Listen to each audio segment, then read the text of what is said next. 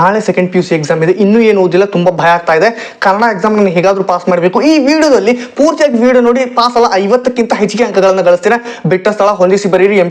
MCQ ಪ್ರಶ್ನೆ, 2 ಅಂಕದ ಪ್ರಶ್ನೆ ಮತ್ತು ಉತ್ತರ, ಅದರ ಜೊತೆಗೆ ಭಾಷಾಭ್ಯಾಸ ವ್ಯಾಕರಣದಲ್ಲಿ ಎಲ್ಲಾ ಪ್ರಶ್ನೆಗಳನ್ನು ಕವರ್ ಮಾಡ್ತಾ ಇದ್ದೇನೆ ವಿತ್ ಪ್ರಬಂಧ ಮತ್ತು ಪತ್ರಲೇಖನ. ಇವಿಷ್ಟನ್ನ ನೀವು ಇಲ್ಲಿ ಕಲ್ತು ಹೋಗ್ಬಿಟ್ರೆ ಕಮ್ಮಿ ಇಲ್ಲ ಅಂದ್ರೂ ನೀವು 50ಕ್ಕಿಂತ ಹೆಚ್ಚಿಗೆ ಅಂಕಗಳನ್ನು ಗಳಿಸ್ತೀರಾ. ನಾನು ರಾಹುಲ್ ಬಿಡ್ನಾಳ್, ನೀವು ನೋಡ್ತಾ ಇದ್ದೀರಾ ರಾಹುಲ್ ಬಿಡ್ನಾಳ್ ಚಾನಲ್ನ ಸಬ್ಸ್ಕ್ರೈಬ್ ಮಾಡ್ಕೊಂಡು ವಿಡಿಯೋಗೊಂದು ಲೈಕ್ ಮಾಡಿ. ನಿಮ್ಮ ಸ್ನೇಹಿತರಿಗೂ ಈ ಒಂದು ವಿಡಿಯೋ ಶೇರ್ ಮಾಡಿ. ಯಾರಿಗೂ ಏನನ್ನೂ ಓದಿಲ್ಲ, ತುಂಬಾ ಪಾಸ್ ಆಗ್ಲಿಕ್ಕೆ ಕಷ್ಟ ಪಡ್ತಾ ಇದ್ದಾರೆ, ಈ ವಿಡಿಯೋ ನೋಡಿ ಸುಲಭವಾಗಿ 50ಕ್ಕಿಂತ ಹೆಚ್ಚಿಗೆ ಅಂಕ ಗಳಿಸ್ತಾರೆ. ನನ್ನ ಒಂದು ಪ್ರಾಮಿಸ್. ನಡೀರಿ ವಿಡಿಯೋನ ಬೇಗ ಸ್ಟಾರ್ಟ್ ಮಾಡೋಣ. ಕಸ್ತೂರಿ ಅಲ್ಲವೇ ಎಂದವರು ಯಾರು ಅಂತಂದ್ರೆ ಅದು ಮನೋರಮೆ. ಅದು ಬಿಟ್ಟ ಸ್ಥಳ ಒಂದು ಇದು MCQ ಪ್ರಶ್ನೆಯು ಕೇಳಬಹುದು. ಇಷ್ಟನ್ನು ನಾವು ಜಸ್ಟ್ ನೆನಪಿಟ್ಕೊಳ್ತಾ ಹೋಗೋಣ. ಭೂಮಿಯ ಮೇಲಿನ ಮೊದಲ ವಿಜ್ಞಾನಿ ಅಂತಂದ್ರೆ ಮಗು. ಅದಾದ ನಂತರ ದಣಿಗಳ ತೋಟದ ಪಕ್ಕದಲ್ಲಿ ಹರಿತಕ್ಕಂಥ ಹೊಳಿ ಯಾವುದು ಅಂತಂದ್ರೆ ಶಾಂಭವಿ ಹೊಳೆ. ಅದಾದ ನಂತರ ನೆಕ್ಸ್ಟ್ ಕಲಿಯುಗದ ಅಮೃತವೆಂದು ವೀರೇಂದ್ರ ಸಿಂಪಿ ಅವರು ಯಾವುದನ್ನ ಅಭಿಪ್ರಾಯಪಟ್ಟಿದ್ದಾರೆ? ಅದು ಚಹಾ. ನೆಕ್ಸ್ಟ್ ಕನ್ನಡದ ಮೂಲಕ ಕಲಿತು ಶ್ರೇಷ್ಠ ವಿಜ್ಞಾನಿ ಆದವರು ಅಂತಂದ್ರೆ ಅದು CNR ರಾವ್. ಹೊಂದಿಸಿ ಬರೀ ನೋಡೋದಾದ್ರೆ ಹತ್ತಿ ಚಿತ್ತ ಮತ್ತು ಅಂತಂದ್ರೆ ಚಿಟ್ಟೆ ಮತ್ತು ಜೀವಯಾನ ಬಂದ್ರೆ ಅದು T ಯಲ್ಲಪ್ಪ ಬರುತ್ತೆ. ಶಿಲುಬೆ ಇರುತ್ತಾನೆ KS ನಿಸಾರ್ ಅಹ್ಮದ್ ಬರುತ್ತೆ. ಮುಂಬೈ ಜಾತಕ ಅಂತ ಬಂದ್ರೆ ಅದು GS ಶಿವರುದ್ರಪ್ಪ ಬರುತ್ತೆ. ನಿಮ್ಗೆ ಗೊತ್ತಿರ್ತಕ್ಕಂಥದ್ದು. ಇದನ್ನ ಸರಿಯಾಗಿ ನೀವು ನೆನಪಿಟ್ಕೋಬೇಕು. ವಿಡಿಯೋನ ಕೊನೆ ತನಕ ನೋಡಿದಾಗ ಅದು ಮಾತ್ರ ಸಾಧ್ಯ ಆಗುತ್ತೆ. ಪುರಂದರ ವಿಠಲ ಅಂದ್ರೆ ಪುರಂದರ ದಾಸರು. ಒಮ್ಮೆ ನಗುತ್ತೇವೆ ಸುಖನೆ ಮಾರುತಿ. ಇದಂತೂ ಫಿಕ್ಸ್ ಪ್ರಶ್ನೆ. ನೀವು ಕಣ್ಣು ಮುಚ್ಚಿ ಈ ಪ್ರಶ್ನೆನ ನೋಡ್ಲೇಬೇಕು. ಬೆಳಗು ಜಾವ ಅಂತಂದ್ರೆ ದತ್ತಾತ್ರೇಯ ರಾಮಚಂದ್ರ ಬೇಂದ್ರೆ ಅಥವಾ ಧರ ಬೇಂದ್ರೆ. ಭೂ ಆಯ್ಕೆ ಪ್ರಶ್ನೆಗಳು MCQ ಪ್ರಶ್ನೆಗಳನ್ನ ನೋಡೋದಾದ್ರೆ ವೆಟರ್ನರಿ ಸ್ಟಾಕ್ಮನ್ ಪುಟ್ಟಯ್ಯನ ಮಾತಿನಲ್ಲಿ ವ್ಯಕ್ತವಾಗಿರ್ತಕ್ಕಂಥ ಭಾವ ಯಾವುದು ಅಂತ ಒಂದು ಕೆಳಗೆ ಒಂದು ಕ್ವಶನ್ ಕೊಟ್ಟಿದ್ದಾರೆ. ಔಷಧದ ಒದಗಿಸಲಾಗದ ಅಸಹಾಯಕತೆ ಈ ಒಂದು ಪ್ರಶ್ನೆ ಬರುವಂತ ಸಾಧ್ಯತೆ ಇದೆ. ಕೆಲವೊಂದಿಷ್ಟು ಲೈನ್ಸ್ ಅನ್ನ ಕೊಟ್ಟಿದ್ದಾರೆ, ಸ್ಟೇಟ್ಮೆಂಟ್ ಕೊಟ್ಟಿದ್ದಾರೆ. ಅದರಲ್ಲಿ ಆನ್ಸರ್ ಇದಾಗಿರುತ್ತೆ. ಹಳೆಕೊಪ್ಪದ ಸುಬ್ಬಣ್ಣನಿಗೆ ಆನೆಯಿಂದ ಆದ ತೊಂದರೆ ಏನು ಅಂತಂದ್ರೆ ಕೊಟ್ಟಿಗೆ ಉರುಳಿಸಿದ್ದು. ಬದುಕು ಯಾವ್ದನ್ನ ಬಿಟ್ಟು ಇರೋದಿಲ್ಲ ಅಂದ್ರೆ ಅದು ಭಾಷೆ. ಹಾಮನಾಯಕರು ಹೇಳಿರ್ತಕ್ಕಂಥದ್ದು. ಪೊಲೀಸರು ಏನೆಂದು ಮಹಜರು ಬರೆದುಕೊಂಡ್ರು, ಏನಂತ ಕಂಪ್ಲೇಂಟ್ ಬರೆದುಕೊಂಡ್ರು? ಕೋವಿ ಸಿಕ್ಕಿದೆ ಆದ್ರೆ ಹೆಣ ಸಿಕ್ಕಿಲ್ಲ ಅಂತ ಹೇಳ್ತಾರೆ. ಆನೆ ಇಲ್ಲದಿದ್ದರಿಂದ ಕೆಲಸಕ್ಕೆ ಎಲ್ಲಿ ಸೇರಿದ ವೇಲಾಯುಧ ಅಂತ ಇದೆ. ಆನೆ ಇಲ್ಲ, ಅದಾದ ನಂತರ ಆನೆ ಇಲ್ಲದೆ ಹೋಗಿರ್ತಕ್ಕಂಥ ಒಂದು ಸಂದರ್ಭದಲ್ಲಿ ಕೆಲಸಕ್ಕೆ ಎಲ್ಲಿ ಸೇರ್ತಾನೆ ಅಂತಂದ್ರೆ ಶಿವೆ ಅಂತ ಇದೆ, ಶಿವೇಗೌಡರ ಶಾಮೀಲ್ನಲ್ಲಿ ಆತ ಸೇರ್ತಾನೆ. ಯಾವುದರಿಂದ ಪರಿಮಳವನ್ನ ಅರಿಯಬಹುದು ಅಂದ್ರೆ ಪುಷ್ಪದಿಂದ. ತಮ್ಮ ರಾಜ್ಯದಲ್ಲಿ ತಾವೇ ತಬ್ಬಲಿಗಳಾಗುತ್ತಿರುವವರು ಯಾರು ಅಂದ್ರೆ ಅದು ಕನ್ನಡಿಗರು. ಮಯತನುಜ ಅಂತಂದ್ರೆ ಮಂಡೋದರಿ. ಕೃಷ್ಣೇಗೌಡನ ಆನೆ ಹೆಸರು ಅಂತಂದ್ರೆ ಗೌರಿ. ನೆನ್ಬಿಟ್ಕೊಂಬಿಡಿ ಬರ್ತಕ್ಕಂಥ ಪ್ರಶ್ನೆ ಅದು. ಅನ್ನಲಿಂಗವನ್ನ ನೆನೆದವರು ಯಾರು? ಅಂಗದ ಮೇಲೆ ಲಿಂಗವನ್ನ ಧರಿಸತಕ್ಕಂಥವ್ರು. ವಾಲ್ಪರೆಗೆ ಬಂದ ಬ್ರಿಟಿಷ್ ಪ್ರಜೆ ಯಾರು ಅಂತಂದ್ರೆ ಕಾರ್ಬರ್ ಮಾರ್ಷ್. ದಣಿ ಎಂದಿಗೂ ನಂಬೋದಿಲ್ಲ ಯಾರಿಗೆ ಅಂತಂದ್ರೆ ಒಕ್ಕಲ ಮಕ್ಕಳನ್ನ ದಣಿ ಎಂದಿಗೂ ನಂಬೋದಿಲ್ಲ.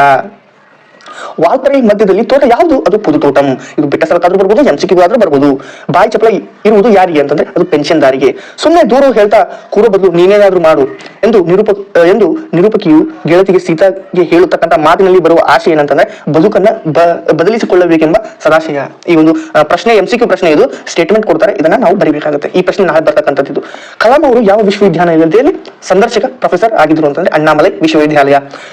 ಎಲ್ಲರೂ ಕಲಿ ಭೀಮನೆ. ಈ ಪದ್ಯ ಭಾಗದಲ್ಲಿ ಭೀಮನ ಬಗ್ಗೆ ದ್ರೌಪದಿಯ ಮಾತಿನಲ್ಲಿ ಆಗಿರ್ತಕ್ಕಂಥ ವ್ಯಕ್ತ ಭಾವ ಅಂತಂದ್ರೆ ಅದು ಕಷ್ಟ ಕಾಲದಲ್ಲಿ ರಕ್ಷಿಸುವೆಂಬ ಭರವಸೆ. ಲಕ್ಷಾಧೀಶ್ವರರ ಚದುರಂಗ ಆಟ ಯಾವುದು ಅಂತಂದ್ರೆ ಜೀವನ. ಮುಂಬೈ ಜಾತಕದಲ್ಲಿ ಬರ್ತಕ್ಕಂಥದ್ದು, ತಮ್ಗೆ ಗೊತ್ತಿರ್ತಕ್ಕಂಥದ್ದು.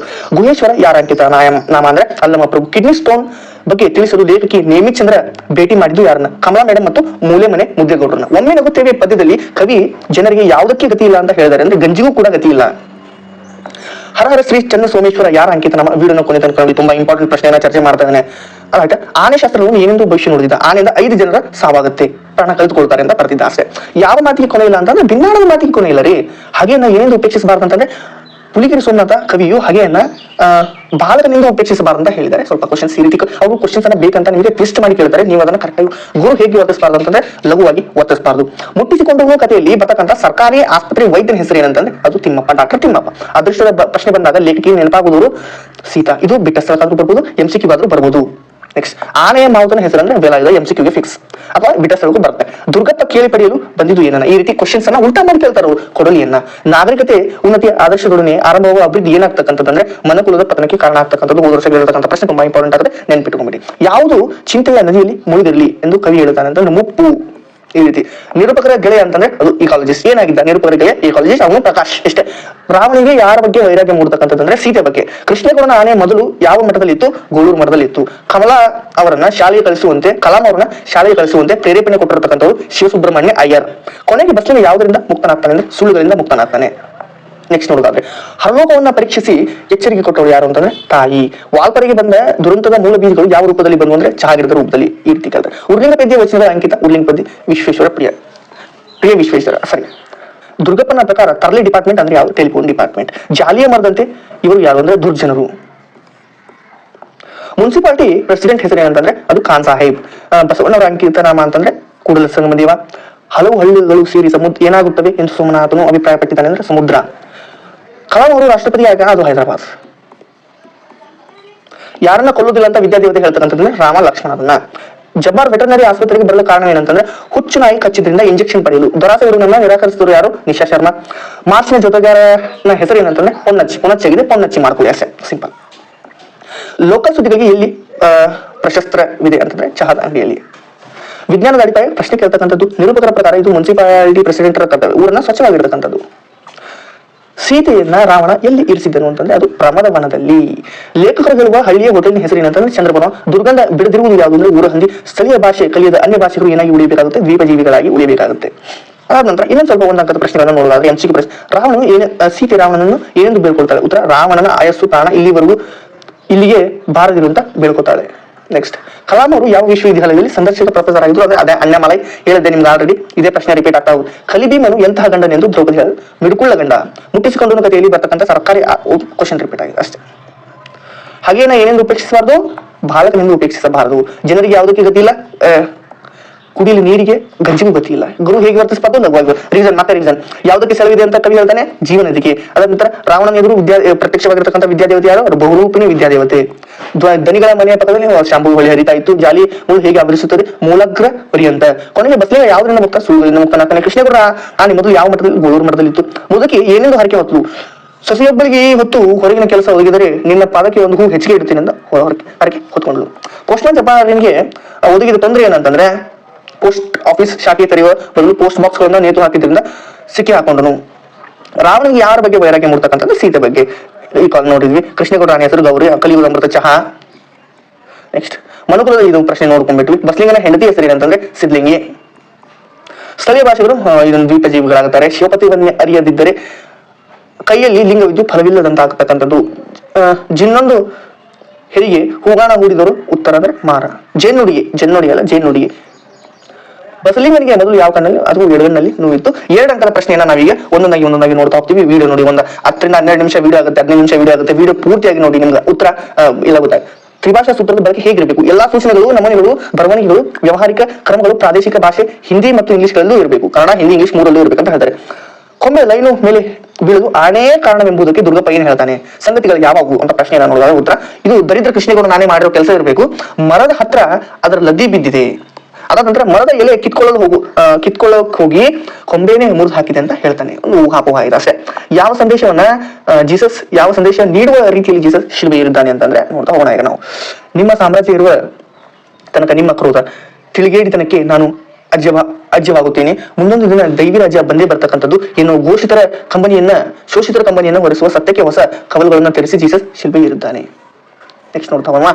ನೆಕ್ಸ್ಟ್, ಈಗ ಬಸ್ಲಿಂಗನಿಗೆ ತನ್ನ ಕಷ್ಟದ ಮುಂದೆ ಯಾವುದು ಗೌಣ್ಯವಾಗಿ ಕಾಣತೋಗಿತ್ತು? ತನ್ನ ಕಣ್ಣಿನ ತೊಂದರೆಯು ಕಷ್ಟದ ಮುಂದೆ ಉಳುವ ನೆಲ ಮತ್ತು ಮಗುವಿಗೆ ಕಾಯಿಲೆ ಇವೆಲ್ಲವೂ ಗೌಣವಾಗಿ ಕಾಣತೊಡಗಿತು. ಚಂದ್ರಪ್ಪ ಬಸ್ಲಿಂಗನಿಗೆ ಡಾಕ್ಟರ್ ತಿಮ್ಮಪ್ಪನ ಬಗ್ಗೆ ಕೊಟ್ಟ ಅಭಿಪ್ರಾಯವೇನು? ಡಾಕ್ಟರ್ ತಿಮ್ಮಪ್ಪನವರಿಂದ ಆಗದ ಕೆಲಸ ನನ್ನಂತವರಿಂದ ಸಾಧ್ಯವಿಲ್ಲ. ಅವರು ನಮ್ಮ ವೈದ್ಯ ಲೋಕದಲ್ಲಿ ಒಬ್ಬ ಅತ್ಯಂತ ಪ್ರಾಮಾಣಿಕ ಪ್ರತಿಭಾವಂತ ಡಾಕ್ಟರ್. ನೀನು ಅವರನ್ನ ನೋಡಿದ್ರೆ ಮಾತ್ರ ನಿನ್ ಕಣ್ಣು ಉಳಿತಕ್ಕಂಥದ್ದು ಅಂತ ಹೇಳ್ತಾನೆ. ಅರ್ಥ ಆಯ್ತಾ? ನೆಕ್ಸ್ಟ್ ಹೋಗೋಣ. ಹಾಗಾದ್ರೆ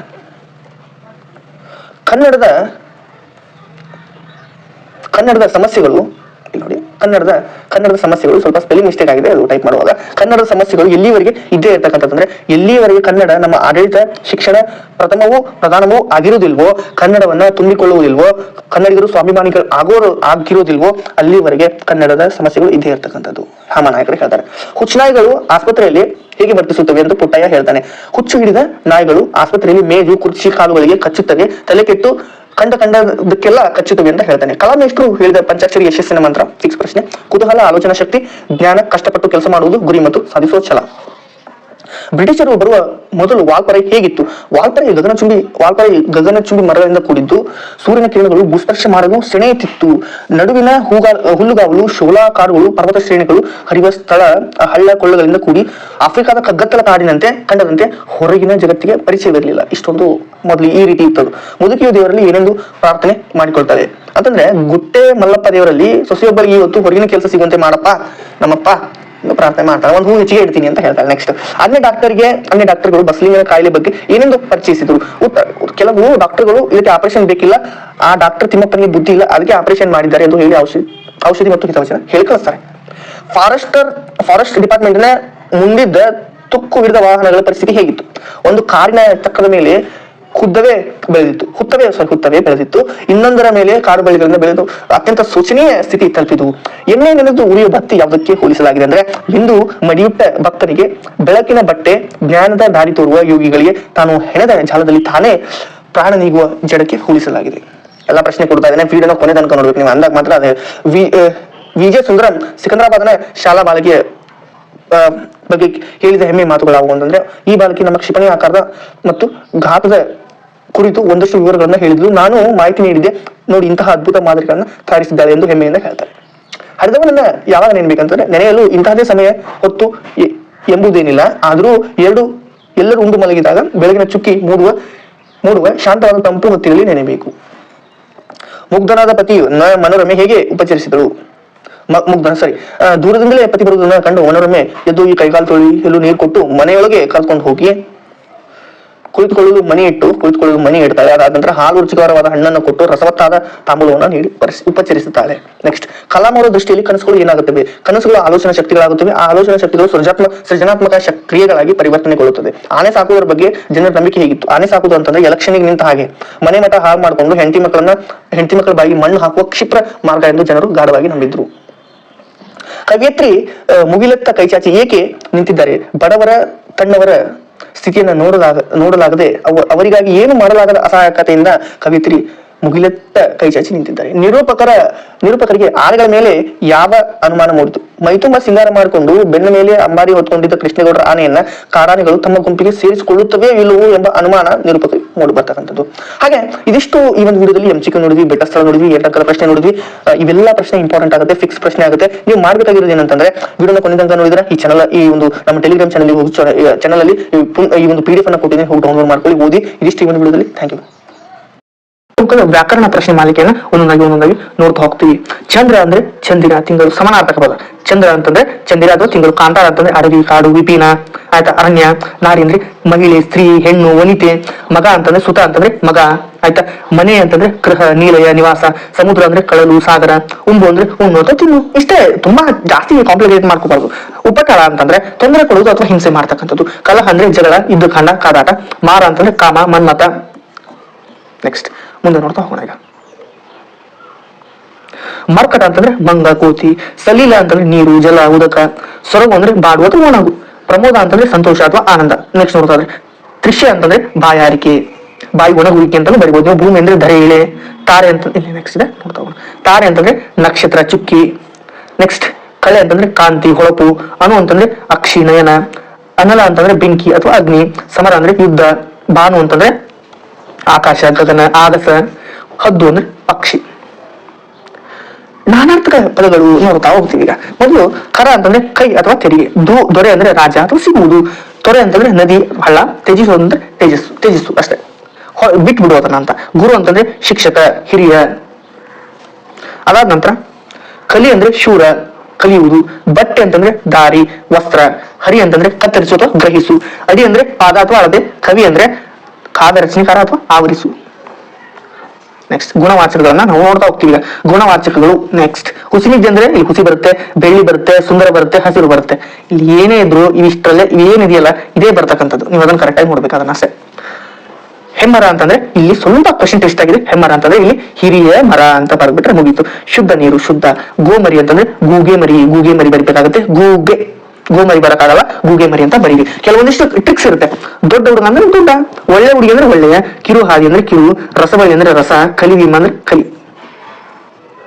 ಹಿತವಚನ ಅಂತಂದ್ರೆ ಹಿತ ಬರುತ್ತೆ. ದುರ್ಜನ ಅಂತಂದ್ರೆ ದುರ್ ಬರುತ್ತೆ, ದುರ್ಗಂಧ ಅಂದ್ರೆ ದುರ್ ಬರುತ್ತೆ. ಘೋರ ಪಾಪಿ ಅಂತಂದ್ರೆ ಘೋರ, ಒಳನೋಟ ಅಂತಂದ್ರೆ ಒಳ, ಮುದ್ದು ಜೀವಿ ಅಂದ್ರೆ ಮುದ್ದು. ಕ್ರಿಯಾಪದಗಳ ಧಾತು ರೂಪಗಳು. ನಿಂದರು ಅಂತಂದ್ರೆ ನಿಂದ, ಬಂದಿತ್ತು ಅಂತಂದ್ರೆ ಬಂದನು ಅಥವಾ ಬರು, ಬಂದು. ಇಷ್ಟೇ. ಕುಣಿದವನು ಅಂತಂದ್ರೆ ಕುಣಿ ಬರುತ್ತೆ. ಹಾಡುಗಳು ಅಂದ್ರೆ ಹಾಡು. ಓದುವನು ಅಂದ್ರೆ ಓದು. ಹೋದರು ಅಂತಂದ್ರೆ ಹೋದ. ತಿಂದನು ಅಂದ್ರೆ ತಿನ್ನು. ಕಲಿಯೋರು ಅಂದ್ರೆ ಕಲಿ. ಕಂಡವರು ಅಂದ್ರೆ ಕಾಣು. ಸೋತನು ಅಂತಂದ್ರೆ ಸೋಲು. ನೆಕ್ಸ್ಟ್ ಕಾಲ ಸೂಚಕಗಳು ನೋಡಿ, ಇಲ್ಲಿ ನೋಡಿ ಕರೆಕ್ಟಾಗಿ. ಹಾಡುವಳು, ಬರುವಳು, ಹೋಗುವರು. ಇವಿಷ್ಟು ಭವಿಷ್ಯತ್ ಕಾಲ. ದ ಭೂತ, ಉತ್ತ, ವರ್ತಮಾನ, ವ ಭವಿಷ್ಯ. ವ ಅಂತ ಬಂದ್ರೆ ಹಾಡುವಳು, ಬರುವರು, ಹೋಗುವರು ಈ ರೀತಿ ಬಂದ್ರೆ ವ ಬರ್ತಾ ಇದೆ. ಉಚ್ಚಾರಣೆಯನ್ನ ಮಾಡಿ ನೋಡಿ ನೀವು. ಹಾಡುವಳು, ಬರುವನು, ಹೋಗುವರು ಈ ರೀತಿ ವ ಬರ್ತಾ ಇದೆ. ಬರುವರು ವ ಬರ್ತಾ ಇದೆಯಲ್ಲ. ವ ಬಂದ್ರೆ ಅದು ಭವಿಷ್ಯತ್ ಕಾಲ ಅಂತ ನೆನ್ಪಿಟ್ಕೊಳ್ಳಿ. ಉತ್ತಾರೆ, ನಲಿಯುತ್ತಾರೆ, ಕುಣಿಯುತ್ತದೆ, ಹಾರುತ್ತದೆ, ತದೆ, ಉತ್ತದೆ, ನೋಡುತ್ತದೆ, ವರ್ತಮಾನ ಕಾಲ. ಉತ್ತ ಅಂತ ಬಂದ್ರೆ ಅದು ವರ್ತಮಾನ ಕಾಲ. ಕರೆಕ್ಟ್ ಆಗಿ ನೆನ್ಪಿಟ್ಕೊಂಡ್ಬಿಡಿ. ಅದಾದ ನಂತರ ದ, ಹೋದರು, ನೋಡಿತು, ಹೋದನು, ಕೇಳಿದರು, ಆಡಿದರು. ಆಲ್ಮೋಸ್ಟ್ ದ ಬರ್ತಾ ಇದೆಯಲ್ಲ, ಸೊ ಹಾಗಾಗಿ ಭೂತಕಾಲ. ಇಷ್ಟನ್ನ ಕರೆಕ್ಟ್ ಆಗಿ ನೆನ್ಪಿಟ್ಕೊಳ್ಳಿ. ಈ ಎಕ್ಸಾಂಪಲ್ ಕೂಡ ಕೊಟ್ಟಿದ್ದೀನಿ, ನೀವು ನೋಡಿ ಅಷ್ಟೇ. ವಿಭಕ್ತಿ ಪ್ರತ್ಯಯಗಳು.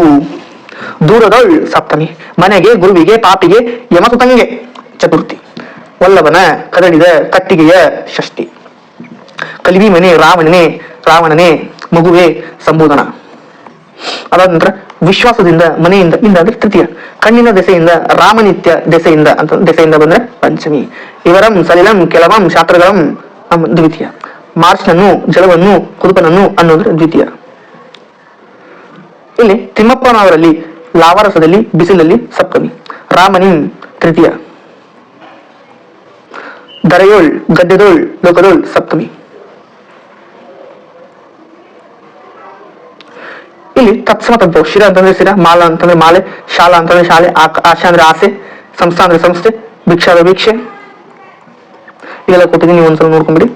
ಇದು ಇಂಪಾರ್ಟೆಂಟ್ ಆಗುತ್ತೆ. ಇಂಪಾರ್ಟೆಂಟ್. ಮುಖ ಅಂದ್ರೆ ಮುಖ, ಯೋಗಿ ಅಂದ್ರೆ ಜೋಗಿ, ವೀರ ಅಂದ್ರೆ ವೀರ, ಯಶಸ್ಸು ಅಂತಂದ್ರೆ ಜಸ, ಕ್ಷಮೆ ಅಂದ್ರೆ ಕ್ಷಮ ಅಂದ್ರೆ ಕ್ಷಮೆ, ಆಕಾಶ ಅಂತಂದ್ರೆ ಆಕಾಶ, ಅಗ್ನಿ ಅಂತಂದ್ರೆ ಅಗ್ಗಿ, ಅಕ್ಷರ ಅಂತಂದ್ರೆ ಅಕ್ಕರ, ಸ್ವರ್ಗ ಅಂದ್ರೆ ಸಗ್ಗ, ಲಕ್ಷ ಅಂತಂದ್ರೆ ಲಕ್ಕ, ಕಸ್ತೂರಿ ಅಂದ್ರೆ ಕಸ್ತೂರಿ.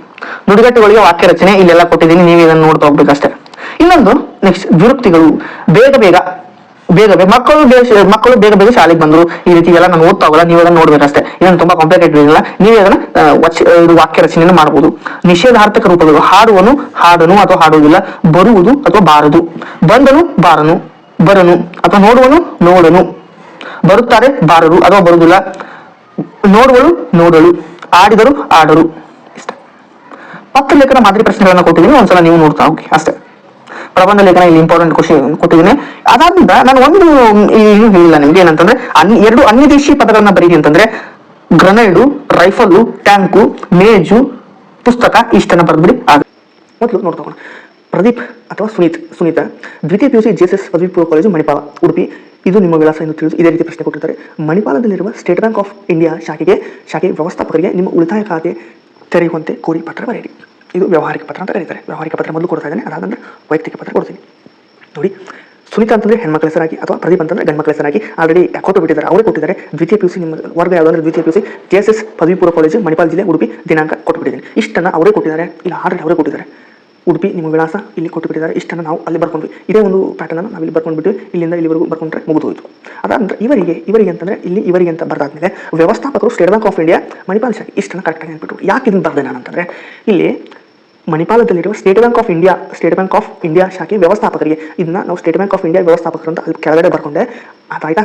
ನೆಕ್ಸ್ಟ್ ನೋಡೋದಾದ್ರೆ ಮಣಿಪಾಲ ಶಾಖೆ ಅಂತ ಯಾಕೆ ಬರ್ಕೊಂಡೆ ಅಂದ್ರೆ, ಮಣಿಪಾಲ ಅಂತ ಅಲ್ಲಿ ಹಿಂದೆ ಕೊಟ್ಟಿದ್ದಾರೆ. ಇಲ್ಲಿ ನೋಡಿ, ಒಂದ್ಸಲ ನೋಡಿ, ಇಲ್ಲಿ ನೋಡಿ, ಮಣಿಪಾಲದಲ್ಲಿರುವ ಸ್ಟೇಟ್ ಬ್ಯಾಂಕ್ ಅಂತ ಕೊಟ್ಟಿದ್ದಾರಲ್ವಾ, ಮಣಿಪಾಲ ಶಾಖೆ ಅಂತ ಬರ್ಕೊಂಡ್ಬಿಟ್ರೆ ಮುಗಿದೋದು. ಇಷ್ಟಂದ್ರೆ ಇಲ್ಲಿಗೆ ನಮಗೆ 1 ಮಾರ್ಕ್ಸ್ ಸಿಗುತ್ತೆ. 1 ಮಾರ್ಕ್ಸ್ ಬಂತು. ಅದಾದ ನಂತರ ನೆಕ್ಸ್ಟ್ ನೋಡೋದಾದ್ರೆ ಮಾನ್ಯರಿ ಅಂತ ಬರ್ಕೊಳ್ಳಿ. ಮಾನ್ಯರಿ ಅಂತ ಬರೆದಾದ್ಮೇಲೆ ವಿಷಯ ತಮ್ಮ ಬ್ಯಾಂಕಿನಲ್ಲಿ ಉಳಿತಾಯ ಖಾತೆಯನ್ನು ತೆರೆಯುವ ಕುರಿತು ಇಷ್ಟನ್ನು ಬರ್ಕೊಳ್ಳಿಕ್ಕೆ ಆಗುತ್ತಾ? ಸೊ ಆಯ್ತು. ಏನು ಸಬ್ಜೆಕ್ಟ್ ಏನು ಕೊಟ್ಟಿದ್ದಾರೆ? ವ್ಯವಸ್ಥಾಪಕರಿಗೆ ನಿಮ್ಮ ಉಳಿತಾಯ ಖಾತೆಯನ್ನು ತೆರೆಯುವಂತೆ ಕೋರಿ ಪತ್ರ ಬರೆಯಿರಿ ಅಂತ ಕೊಟ್ಟಿದ್ದಾರೆ. ಇಷ್ಟನ್ನು ಕರೆಕ್ಟಾಗಿ ನೆನಪಿಟ್ಕೊಳ್ಳಿ. ಅದಾದ ನಂತರ ನಾವು ಒಂದು ವಿಷಯವನ್ನು ಬರಿತಾ ಹೋಗೋಣ. ಇಷ್ಟು ಬರ್ಕೊಂಡ್ರೆ ಸಿಂಪಲ್ ಆಗಿದೆ, ತುಂಬ ಅಂದರೆ ತುಂಬ ಇಂಪಾರ್ಟೆಂಟ್. ಇಷ್ಟು ಬರೆದ್ರೆ ನಿಮ್ಗೆ ಆಲ್ರೆಡಿ 1-2.5 ಮಾರ್ಕ್ಸ್ ಸಿಕ್ತು ಅಂತ ತಿಳ್ಕೊಂಬಿಡಿ. ಮೇಲ್ಕಾಣಿಸಿದ ವಿಷಯಕ್ಕೆ ಸಂಬಂಧಿಸಿದಂತೆ ನಾನು ಮಣಿಪಾಲದ JSS ಪದವಿ ಪೂರ್ವ ಕಾಲೇಜಿನ ದ್ವಿತೀಯ PUC ವಿದ್ಯಾರ್ಥಿಯಾಗಿದ್ದು. ಇಷ್ಟು ಬರೀತೀರಾ? ವಿದ್ಯಾರ್ಥಿ ವೇತನ, ಹಣ ವಿನಿಮಯ ಮತ್ತು ಇತರೆ ಶೈಕ್ಷಣಿಕ ಸೌಲಭ್ಯಗಳಿಗಾಗಿ ನಾನು ನಿಮ್ಮ ಬ್ಯಾಂಕಿನಲ್ಲಿ ಉಳಿತಾಯ ಖಾತೆಯನ್ನು ತೆರೆಯಲು ಬಯಸ್ತೇನೆ. ಆಯ್ತಾ? ಉಳಿತಾಯ ಖಾತೆ ತೆರೆಯಲು ಬೇಕಾದ ಅಗತ್ಯ ದಾಖಲಾತಿಗಳನ್ನು ಈ ಅರ್ಜಿ ಜೊತೆಗೆ ಲಗತ್ತಿಸುತ್ತೇನೆ. ಅಟ್ಯಾಚ್. ಇಷ್ಟು ಬರೀಲಿಕ್ಕಾಗುತ್ತಾ? ತುಂಬ ಇಂಪಾರ್ಟೆಂಟ್ ಟಾಪಿಕ್ ಯಾವ್ದು ಅಂತಂದ್ರೆ ಅದನ್ನು ಕೊಡ್ತೀನಿ, ನೆಕ್ಸ್ಟ್ ಕೊಡ್ತೀನಿ. ಆದ್ದರಿಂದ ದಯಮಾಡಿ ಉಳಿತಾಯ ಖಾತೆಯನ್ನು ತೆರೆಯಲು ಅನುಕೂಲ ಮಾಡಿಕೊಡಬೇಕೆಂದು ವಿನಂತಿಸಿಕೊಳ್ಳುತ್ತೇನೆ. ಇಷ್ಟು ಬರೆದಾದ್ಮೇಲೆ ಒಂದು ಚಿಕ್ಕ ಪ್ಯಾರಾಗ್ರಾಫ್, ಒಂದು ಸಣ್ಣ ಪ್ಯಾರಾಗ್ರಾಫ್ ಬರೆದು ವಂದನೆಗಳೊಂದಿಗೆ ಬರೆದು ಈ ಕಡೆ ರೈಟ್ ಸೈಡಲ್ಲಿ ತಮ್ಮ ವಿಶ್ವಾಸಿ ಪ್ರದೀಪ್ ಅಥವಾ ಸುನೀತಾ, ಗಂಡ್ಮಕ್ಳ ಹೆಸರು ಬರೀ, ಹೆಣ್ಮಕ್ಳ ಹೆಸರು ಬರೆದು ಮುಗಿದ್ಬಿಟ್ರೆ ಇಷ್ಟ ಆಯಿತು. ಇಷ್ಟಕ್ಕೆ ನಿಮಗೆ 4 ಇಂಪಾರ್ಟೆಂಟ್ ಕೊಟ್ಟಿದ್ದೀನಿ ನಾನು. ನೋಡ್ತಾ ಹೋಗಿ. ವಿದ್ಯಾರ್ಥಿ ಜೀವನದಲ್ಲಿ ಸಾಂಸ್ಕೃತಿಕ ಚಟುವಟಿಕೆಗಳ ಮಹತ್ವ ಇಲ್ಲಿ ಒಂದು ಪೀಠಿಗೆ ಹಾಕಿದ್ದೀನಿ. ಅದಾದ ನಂತರ ವಿಷಯ ನಿರೂಪಣೆ 2-2.5 ಪೇಜ್ ಆದರೂ ಬರೀಲೇಬೇಕು ನೀವು. ವಿಷಯ ನಿರೂಪಣೆ.